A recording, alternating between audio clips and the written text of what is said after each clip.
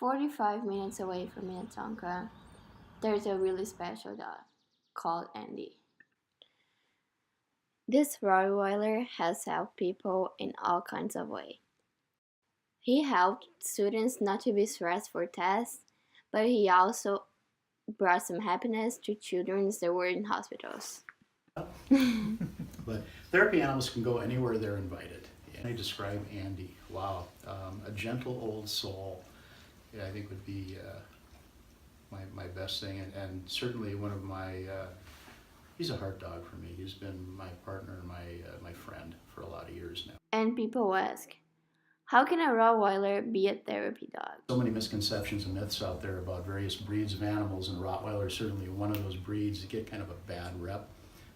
Never makes the news when a poodle nips somebody in the ankle, but let a Rottweiler or a pit bull bite somebody in its front page news. I hear a lot of comments from people that, I didn't know Rottweilers could do this, or I didn't know pit bulls could do that. And he's so nice, he's a Rottweiler, but he's so nice, and nobody sits in that chair except him.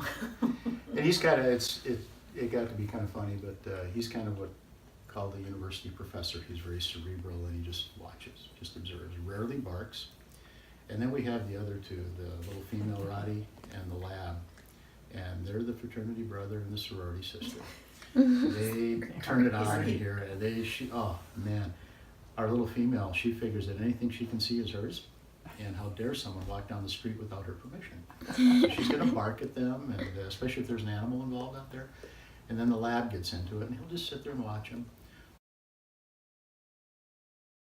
So when it first started out many years ago, therapy animals were being used to visit patients in hospitals and people in nursing homes, kind of the traditional type thing, just to give people an opportunity, if they were animal people, to enjoy the company of an animal in a place perhaps that they couldn't have their own animals. Another student reported that they ended up staying in school because of him.